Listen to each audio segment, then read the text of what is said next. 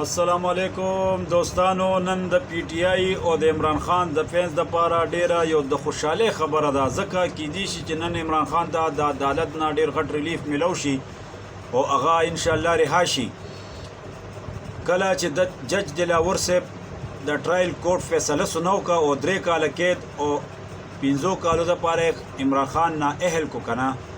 نو د هغې نه بعد خو هغه جج صاحب چې کوم دی لندن ته لاړو په عمران خان صاحب قید شو. اوس په موقع باندې د سپریم کورټ جج چیف جسټس عمر عطا بندیال صاحب چې کوم پوینټونه راغشتي دي کنه، نو د عمران خان گرفتاری چې کومه ده هغه یک طرفه ده، یعنی د یو طرف نه خبره اورلې شوې ده، خو د عمران خان صاحب خبره چې کومه ده هغه خبره پوره نه ده اورلې شوې، ځکه هغې نه دا ثابتېږي چې عمران خان صاحب کېدی شي چې نن یا سبا د انقریب رها شي، او چې کله رها شي کنه نو الله دیو کی چې په دې ملک کې د الیکشن یو ماحول راشي او الیکشن یو صاف او شفاف انتخابات په دې ملک کې الله دیو کی چې وشي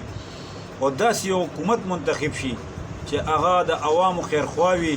او د عوامو دپاره سرلیف ورکي، یا مثال کې طور پر مزید چې کومه ګراني ده که د دې نه نوره ګراني شو ده، اوس چې کوم په هی سطح باندې ډالر روان دی، تیل په بره روان دی، اوړه په بره روان دي، بنیادي څیزونه چې کوم دي کم از کم په دې باندې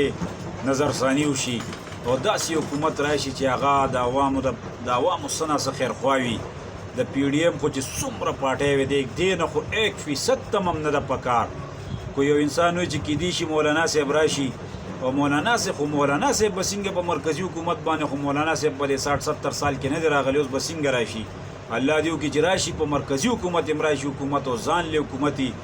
او دا 2 پارټۍ ورسره کمې نه چې دا کمې ځان له اوچتې پارټۍ وایي که نه، دا پیپل او مسلم لیگ نون دا پارټۍ چې ورسره نو مولانا صاحب کلم نشي کامیابېدی، یا سراج الحق صاحب حکومت راشي یا د پی ټي آی حکومت راشي، نو د عوام ته به څه نه څه ریلیف ملو شي. خو لیکن دغه پارټۍ چې کمې دي که نه، دوی په ټول عمر کې نه دا ملک سیټ کولی شي او نه د عوام خوشحالولی شي. الله دې هغو کې چې کومې کې زمونږ د ملک او د عوام خیري. بس دا دعا کوئ چې الله پاک د داسې حکومت راولي چې هغه د عوامو خیرخواوي.